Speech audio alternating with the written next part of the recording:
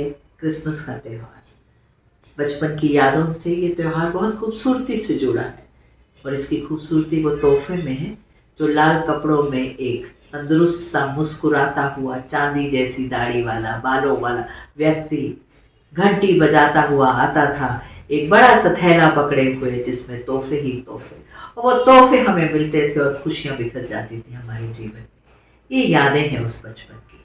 आज भी जब इसका जिक्र होता है तो मुस्कुराहट चेहरे पे आ ही जाती है। आज बैठे बैठे मैं सोच रही थी कि क्या सैंटा सिर्फ बचपन की यादों से जुड़ा है। अब हम उस बचपन की दहलीज को पार करके कहीं आगे बढ़ गए, लेकिन फिर भी सैंटा से मन में गुदगुदी उठती है। तो क्या सैंटा इतना जरूरी है? और क्या साल का आखिरी महीना ही सैंटा के लिए होना चाहिए? क्यों नहीं आप और मैं सैंटा बन सकते किसी के लिए? क्या हम एक दूसरे के जीवन में खुशियां ला सकते हैं, तोहफे बिखेर सकते हैं? वो तोहफा एक उम्मीद का, प्यार का, नरमी का, गर्मी का, समय का, एहसास का, खूबसूरती का। आप और मैं, हम सब एक दूसरे के जीवन को खूबसूरत कर बना सकते हैं, क्योंकि आप और मैं एक दूसरे के जीवन में सैंटा बन सकते हैं। हम सबको जरूरत है सहयोग की, वियोग की नहीं। वियोग में इंसान रुक जाता है, आगे बढ़ नहीं पाता।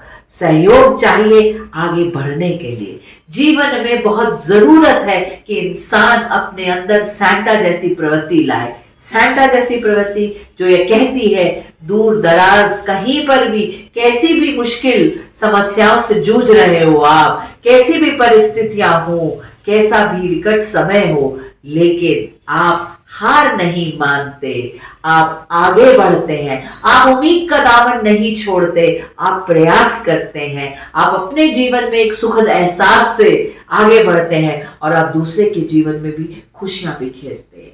इंसान बहुत काम का व्यक्ति है।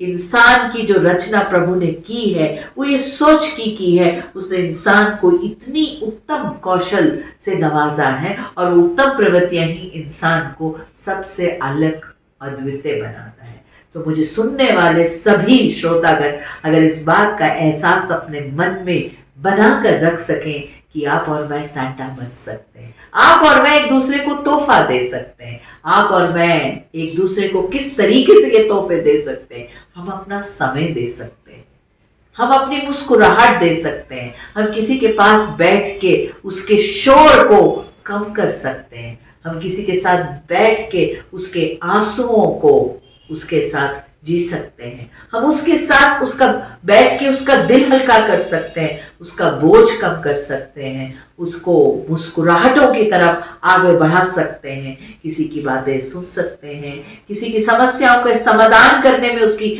मदद कर सकते हैं।